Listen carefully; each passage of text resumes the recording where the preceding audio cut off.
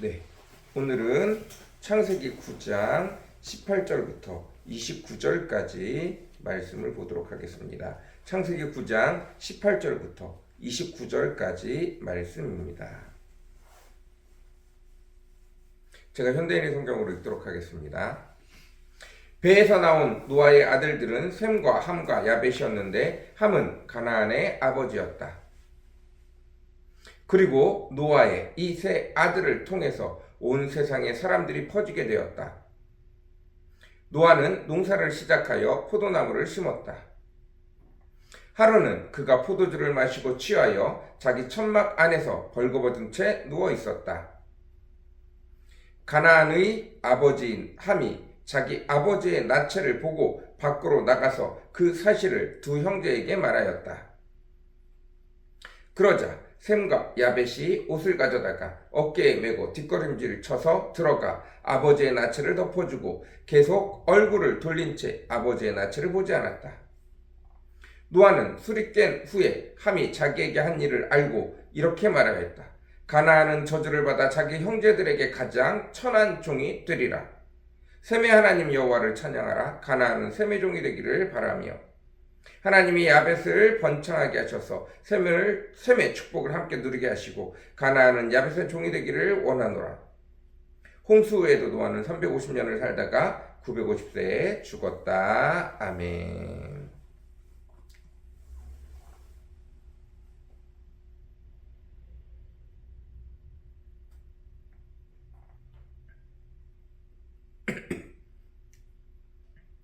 네.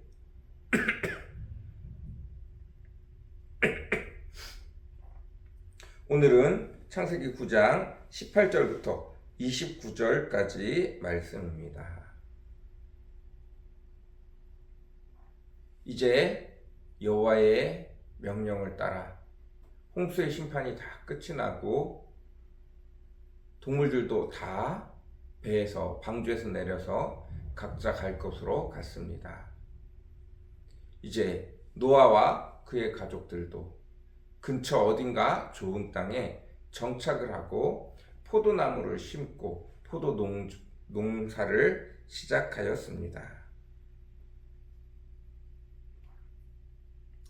그리고 어느 날 노아는 포도로 술을 만들고 그 술에 잔뜩 취하게 되었습니다. 왜 노아가 포도나무를 경작했을까요? 이유는 알 수 없습니다. 그곳에 포도가 먼저 열렸고 포도가 농사짓기 쉬워서 포도를 농사지었을 수 있습니다. 그러나 포도는 안타깝게도 식량이 되어지지 못합니다. 오히려 술이 되어줍니다. 그렇다면 왜 가장 먼저 식량부터 농사를 하지 아니하고 포도로 포도주부터 생산을 했을까요? 안타깝게도 여호와 하나님이 분명히 비가 온 뒤에 내가 다시는 물로 심판하지 않겠다라는 무지개를 보여준 것이 약속, 언약이었습니다. 그러나 노아의 가족이 겪은 이 심판에 대한 끔찍한 기억은 지나가지 않습니다. 소나기가 3개만 내려도 하늘을 온통 구름이 덮고 20분만 소나기가 내려도 이들은 견딜 수 없습니다. 특별히 노아에 가까운 사람들이 방주 곁에 붙어서 살려달라고 외치던 그 소리들을 잊을 수가 없습니다. 그 참혹한 순간이 비가 내릴 때마다 노아와 노아의 가족을 괴롭혔습니다. 특별히 노아가 하나님의 명령을 직접 들은 노아가 더 심각했습니다.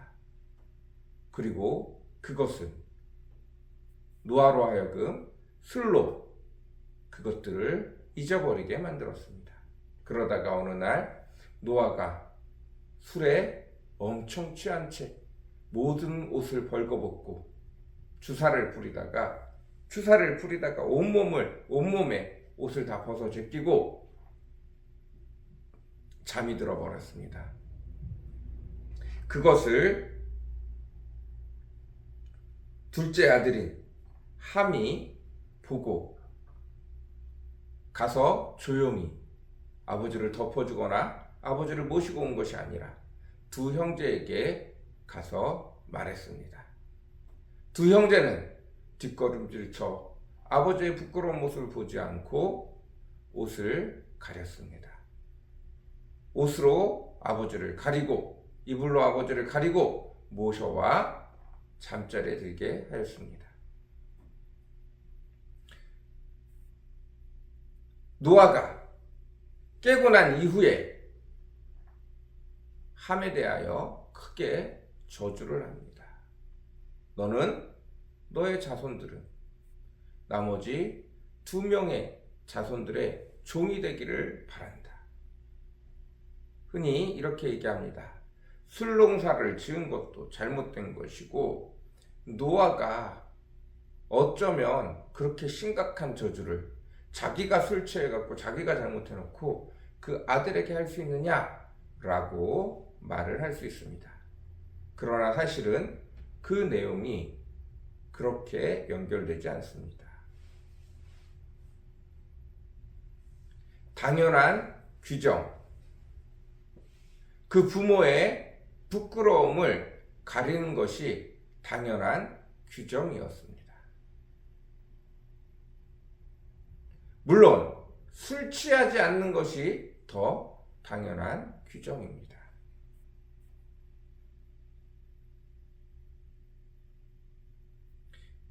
온 나라 백성들이, 온 세상의 사람들이 죄를 짓지 않는 것이 당연한 규정입니다. 그리고 그 죄 때문에 여호와 하나님께서 심판하시는 것이 당연한 규정입니다. 그리고 그 사실을 노아에게 미리 알려주었고 노아와 그의 가족들은 방주를 지었습니다. 그럼에도 불구하고 수없이 많은 사람들이 찾아와 노아가 미쳤다고 말할 때 노아는 그들에게 1년이고 2년이고 말했을 것입니다. 하나님이 심판하실 거라고. 그러나 어느 순간부터 입을 닫았습니다. 나를 미친 척, 나를 미친 사람 취급하니 너희들은 죄에 빠져도 된다. 너희들의 죄 때문에 너희가 심판을 받을 것이니 나는 할 만큼 했으니 상관없다. 그러나 직접적인 심판을 본 노아는 그것들이 자기와 같이 살아왔던 사람들이고 자기 친척들이고 자기가 아는 사람들이고 그들이 배에 붙어서 마지막 죽어가며 외쳤던 그 외침들을 아직도 잊을 수가 없는 것입니다.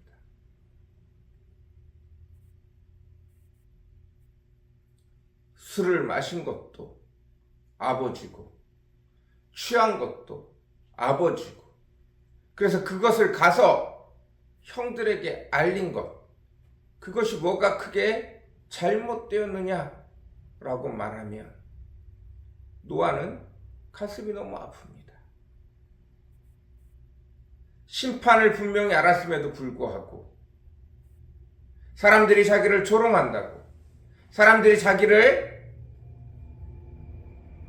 미친 사람 취급한다고 심판에 대하여 말하기를 그친 것입니다. 온전히 심판이 무슨 뜻인지 이해하지 못했습니다.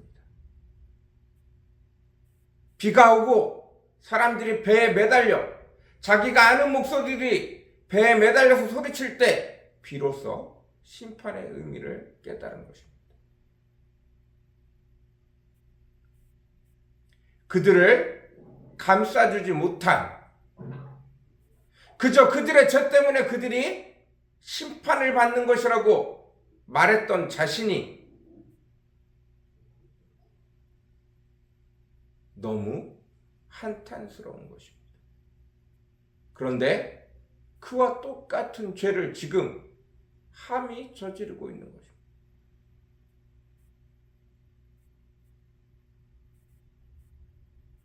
가까운 사람들의 죄를 그저 자신의 잘못으로, 그들의 잘못으로 돌리고 있는 함의 모습이 자신이 어리석었던, 방주를 짓던 그때의 모습과 너무나 같은 것입니다.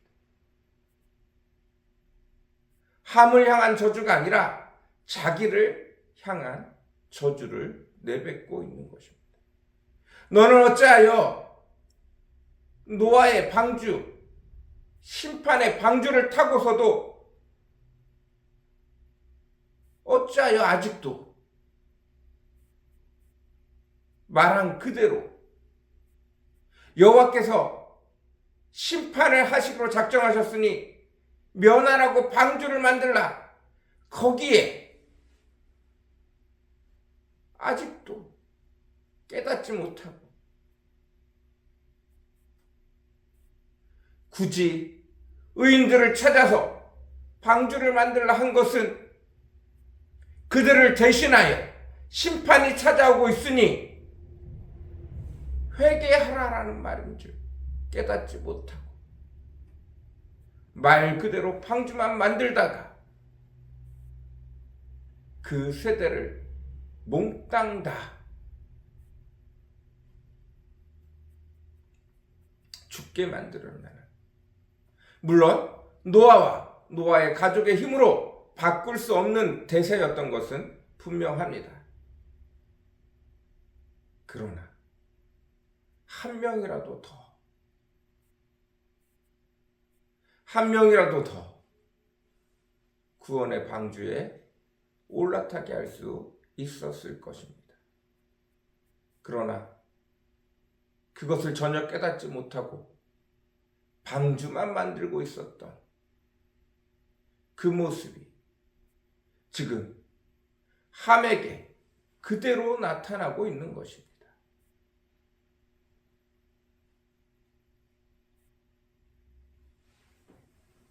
왜 아버지는 술에 취해가지고 자기 자신을 이기지도 못하고 저렇게 취한 모습으로, 그건 아버지의 잘못이지. 아버지가 의지가 없고 힘이 없고 자제력이 없고 이런 문제가 아니라는 사실을 노아는 이제야 깨달았는데, 그와 똑같은 모습을 똑같이 방주를 경험한 그의 자녀가 여전히 깨닫지 못하고 있음을 바라보며 자기 자신에게 벌을 주듯이 함에게 저주를 하고 있는 것입니다. 여러분, 노아의 방주 사건은 심판의 사건입니다.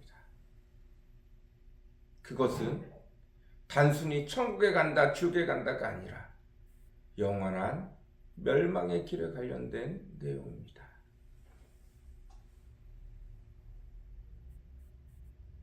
그 비참함을, 그 끔찍함을 노아는 다 겪었고 그의 아들이 여전히 하나님의 말씀에, 율법의 진정한 의미를 깨닫지 못하고 여전히 어린아이와 같이 이게 맞네 저게 맞네 이러고 있으니 그 안타까움을, 자신에 대한 분노를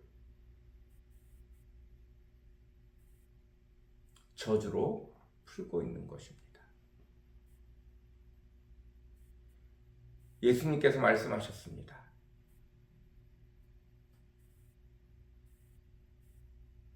내가 너희 죄를 위하여 십자가에 달려 죽기로 했다. 이제 너희는 과거와 현재와 미래의 어떤 죄에도 책임지지 않아도 된다. 모든 죄를 용서하였다. 그러나 너희가 받을 벌이 있다. 너희가 형제를, 너희 주변 사람들을 실족하게 아니할 수는 없으나 너희가 실족하게 한다면 너희 스스로 너희가 연자맷돌을 너희 목에 걸고 바다 깊은 곳에 빠지리라.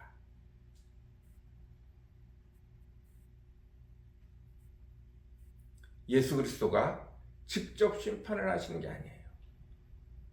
그 의미를 깨닫게 되어지면 본인 스스로가 그 죄가 너무 무거워서 연자맷돌을 메고 바다에 빠진다는 것입니다.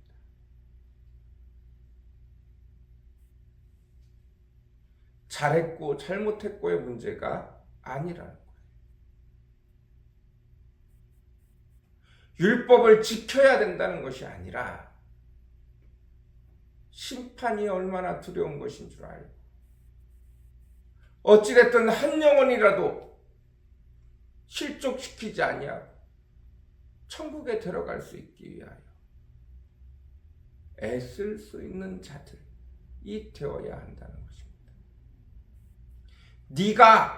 내가 계속해서 심판을 말했는데 네가 안 들었으니 너의 심판은 당연하다 라고 말할 수 있는 것이 아니라는 것입니다. 여러분,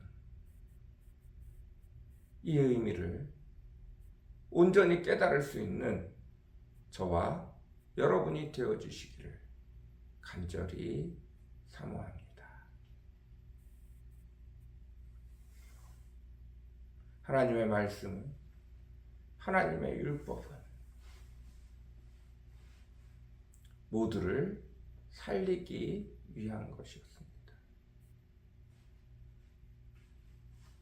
심판을 그렇게 오랫동안 지체하신 이유는 그래도 한 영혼이라도 더 살리기 위한 시간을 두신 것입니다.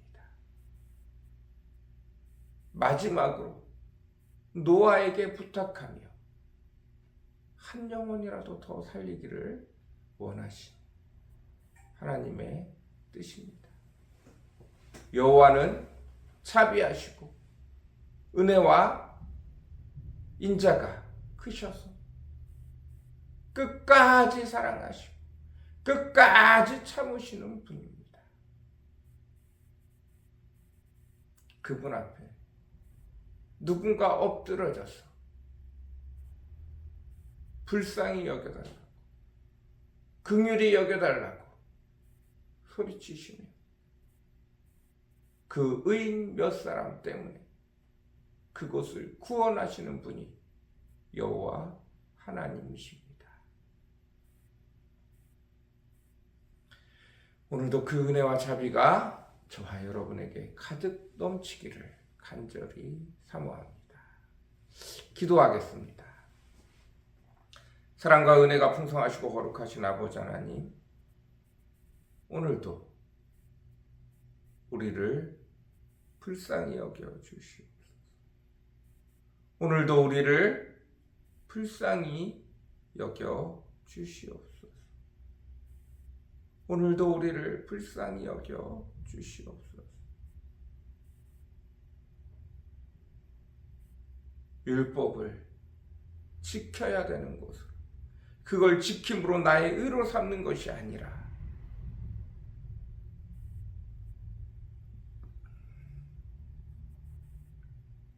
아버지, 많은 영혼들이 주님께로 돌아갈 수밖에 없는, 돌아가야 하는